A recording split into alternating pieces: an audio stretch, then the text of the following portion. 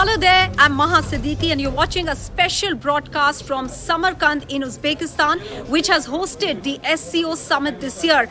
A gathering of 15 leaders, big leaders among them, President Putin of Russia, President Xi Jinping of China and Prime Minister Narendra Modi, all present here this morning for the SCO summit. And while the Prime Minister spoke about connectivity, transit, as well as the issues like food security, energy security, and the crisis that has been created because of the pandemic and then Ukraine crisis. While he spoke about all this, the big takeaway from his 24-hour visit to Uzbekistan was his meeting with Russian President Vladimir Putin that has just a short while back ended here in Uzbekistan, in Samarkand. The two sides met warmly, but there was a big headline from that engagement between the two leaders. Prime Minister Modi asking President Putin that he needs to take, and has in fact asked him to take the initiative, the first step in ending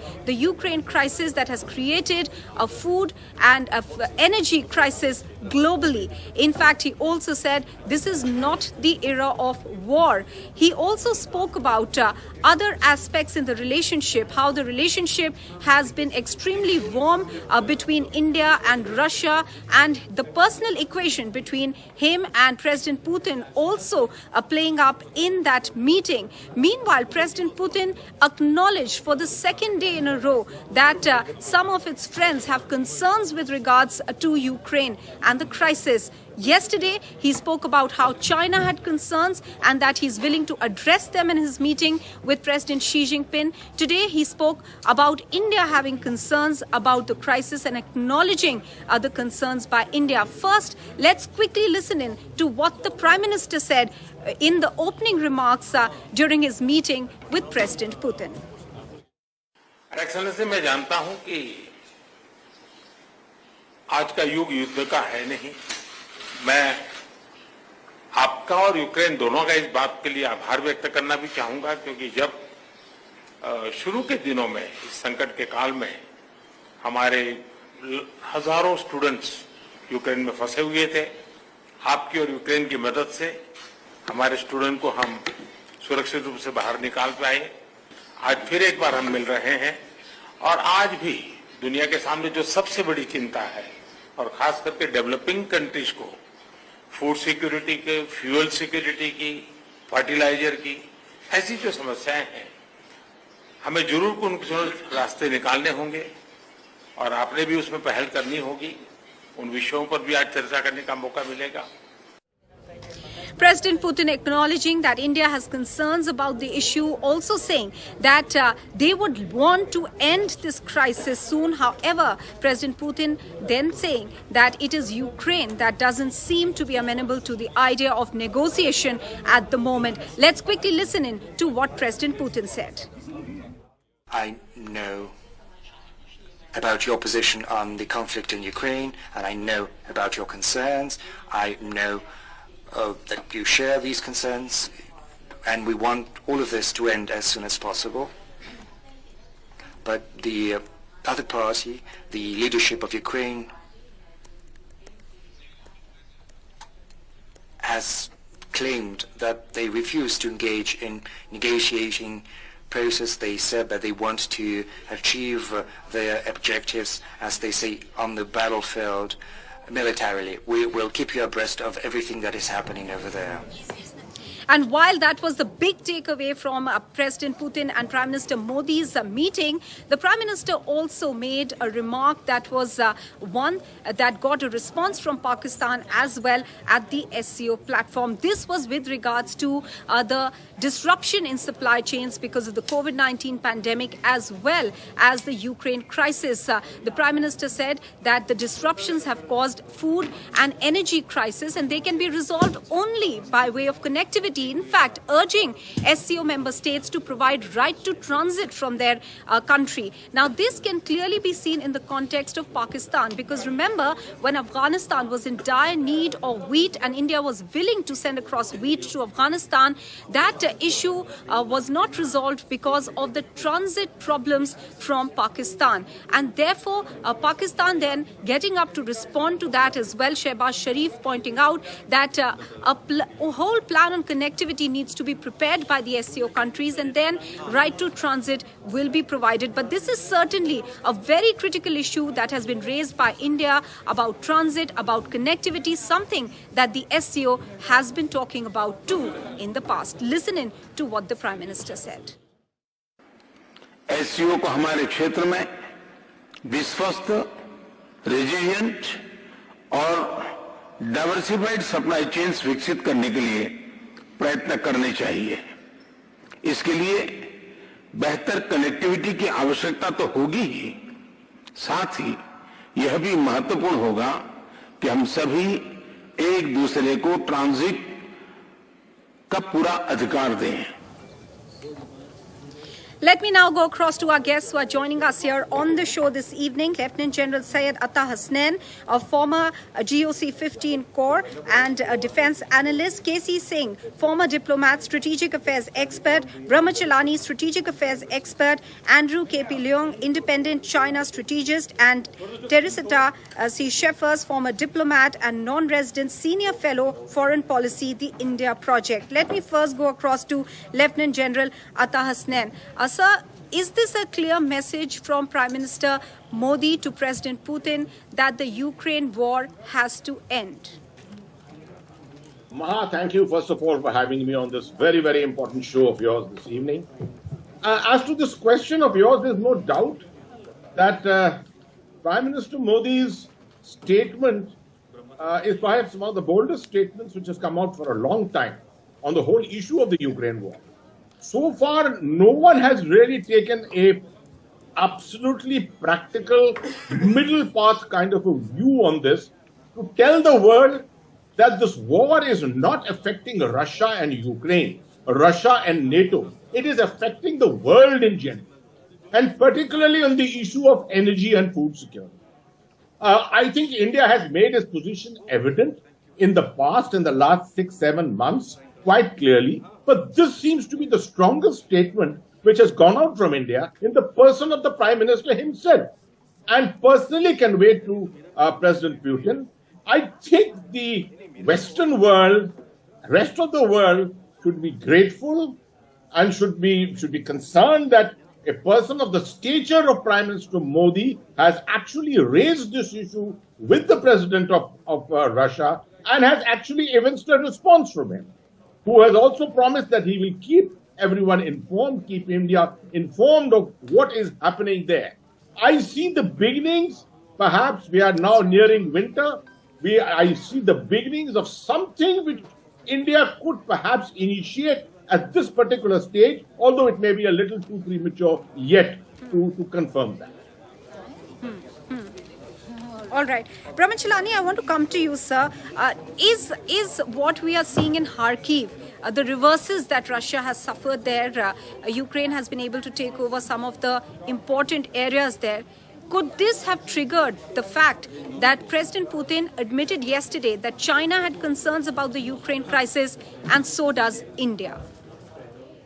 Well, all countries have concerns over the war in Ukraine because it's having a global impact.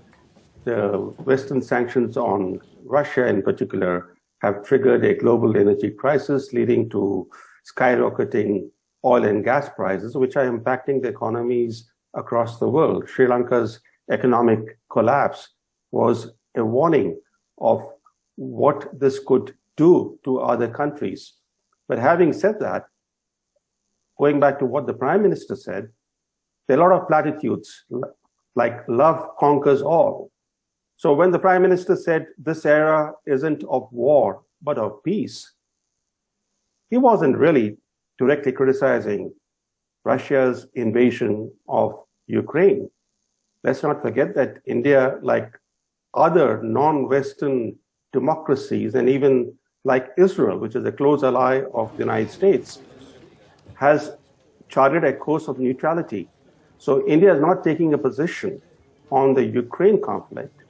But this phrase, this era isn't of war, but of peace, relates not just to the Ukraine-Russia situation, but also to the India-China border situation, because India would like peace to return to the Himalayan frontier. So the fact is that we are now facing a global divide. On one side is the Western Bloc, on the other side is the China-Russia axis. And the SCO also symbolizes a China-Pakistan axis. So in a way, some could argue that India is a misfit in the SCO, because the SCO is a club of autocracies, with India being the sole established democracy. In fact, most members of the SCO are part of China's BRI, which India has vehemently opposed from the very beginning. So when India next year hosts the SCO summit, they'll have to do a lot of diplomatic sidewalk, because at least China and Russia, and probably some other members of the SCO, believe that this is an organization that is a sort of anti-Western alliance. But India is not part of the Western anti-Western alliance. India is very much pro-Western. So the big diplomatic task for India would be to hold that summit next year and ensure that its credentials as a independent power, which is quite West-friendly, those credentials are not heard. All right. I'll take that point forward with Teresita. Teresita Sheffers, do you think today the position that President Putin has taken with regards to India and China having concerns, and the position that Prime Minister Modi has taken, which is not different from what he's been saying in his phone conversations to both President Putin and President Zelensky. But today, sitting across President Putin, when he asks him to find a solution to the global energy and food crisis, which indirectly means that this has been triggered by war, let's stop the war. Do you think that India has now shifted its position, something that the West wanted, or continues to take a neutral position and weigh upon President Putin or Russia, because India shares a good relationship with Russia as well? How do you view it? Thank you, and thank you for inviting me to speak on this panel. India has a long history of trying to avoid having to make choices between its relations with the different large powers. And this whole episode is an example of that.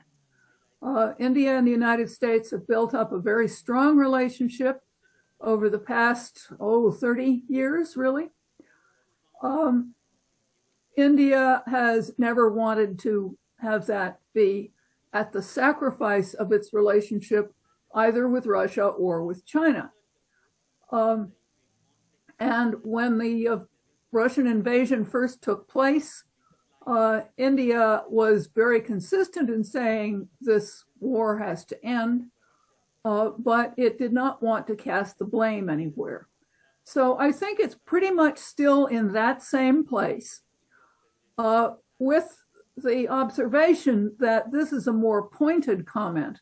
The idea that Russia needs to take the initiative is a more pointed comment than the government of India has made in the past. Putin's statement that he understands India's and China's concerns is nice, but I think not terribly meaningful. He has acknowledged publicly today and before that the reverses that the Russian army has had in the past few days, and then has blamed the absence of peace talks on Ukraine. I don't think that is credible, because Russia, too, has not been interested in peace talks unless they leave Russia in possession of a substantial chunk of Ukraine, which is what the Ukrainians don't want. Okay. The truth is All that right. nobody has Ambassador found a Casey formula Singh, do you for starting think, negotiations. All right. All right. Let me go across to Ambassador Casey Singh. Now, Ambassador Singh, do you think the fact that the G7 has decided that they will bring in a price cap for Russian oil, which they believe the revenues from which are fueling the war in Ukraine, could that also have a role in what is appearing to be a changed position on part of Russia? Do you believe, first of all, it is a changed position? Well, Putin came to the conference weakened after the setback in Kharkiv and the pressure on Kherson. So it was quite clear that it's not Putin was holding very few cards. But remember one thing, that both Putin as well as Xi are not as strongly placed as far as Central Asia is concerned. Because Kazakhstan, which President Xi Jinping visited before coming to Uzbekistan, sided with Ukraine. And a number of these countries, out of the 5 republics of Central Asia, they're concerned about imperial overreach by Russia. And Kazakhstan was siding with Ukraine despite Russian troops having helped the regime stabilize the government when there was an uprising. Similarly, Xi Jinping came despite concerns of these countries about their treatment of Uyghurs in Xinjiang, and a UN High Commissioner for Human Rights report dubbing the Chinese as committing human rights abuses there. And there is ethnic similarity and ethnic cultural sharing between these countries and the people of Xinjiang province. So both these countries were at a defense. So Xi Jinping came to look out for support on that, these countries siding with him. He has a very important conference next month where he hopes to be made president literally for life. And Putin came to show that he's not affected by the military setbacks. But I think I must laud the Prime Minister's position. This is the first time India has publicly taken a position. I have no doubt privately we must have conveyed to Russia even earlier and told our Western interlocutors we were doing that. But with Xi Jinping taking a similar position, India was perhaps left with no option to do the same. Because otherwise the question would be asked that if Xi Jinping, who's supposed to have no limits relationship with Russia, can ask those questions, why isn't India doing it? But having done it, I think it conveys to our Western friends that India is not in Russia's bed. India is exerting pressure. India wants to retain a relationship. Now, coming to your opening question about oil, there is a debate that is on whether it's even fully enforceable. How do you enforce a cap on Russian oil if some countries continue to buy it? And that is what the Western countries would be interested in, whether China and India are willing to play along and therefore reduce the buying, which I don't think India and China would, reduce our consumption or buying of Russian oil. But very clearly, Putin is under pressure. His replies were faltering. They were not impromptu, or you could see a degree of defensiveness in them, both when he replied to Xi Jinping as well as to the Prime Minister. It seemed like he was not expecting an open sort of assertion by India on this particular issue, and he was taken aback a little. And that's why he came up with the lame excuse, as Ms. Schaefer said, that it is Ukraine that doesn't want it. You can't go and occupy 1/5 of the territory of Ukraine and then say, but they are not willing to negotiate. Obviously, they are not willing to negotiate on that basis. And then finally, Prime Minister was setting the agenda for when we'll be chairing the SCO. And that is why food security, your basically traditional medicine, things like that. So that would be what we take up when we host the SCO. All right. All right. Let me go across to Andrew now. Andrew, yesterday there was a lot of chatter, especially on social media, about the fact that China has concerns that was raised or rather revealed by Russia, by President Putin himself. When were these concerns by China conveyed, in what form, and how seriously have these concerns been conveyed by China to Russia that President Putin had to make a public acknowledgement in his opening statements while meeting President Xi on the sidelines of a summit here in Samarkand? Well, I think that Beijing has long raised these concerns about the outbreak of the war on Ukraine.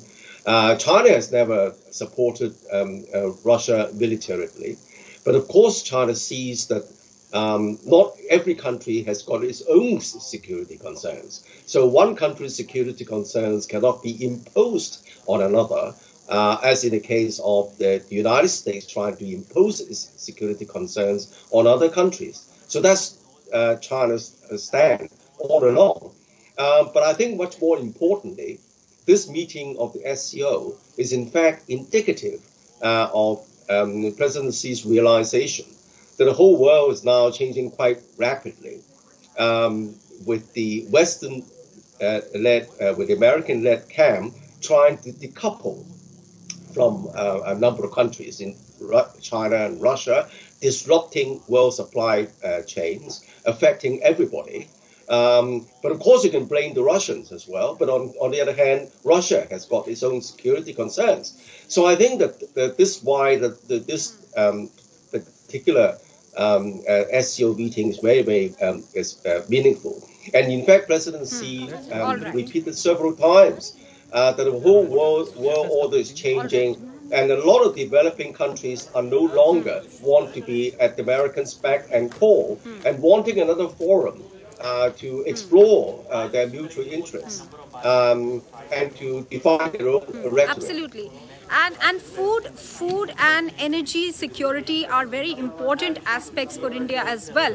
Remember, this year India has stopped the export of wheat because of the fact that the production of wheat in India was down as well, and the crisis is creating a food scarcity as well, because the area of Ukraine, Russia, the bread baskets, energy security. India had to reduce its oil imports from Iran to zero in 2018. From Venezuela, India was not lifting oil from there as well. So where would a developing country with energy needs be left if there is this crisis that is engulfing the world because of the ongoing conflict in Ukraine? Many thanks to all our guests for joining us here on the show. Today, a big message being sent out by India, with Prime Minister Modi sharing a camaraderie with President Putin, allowing him to ask him to end the war.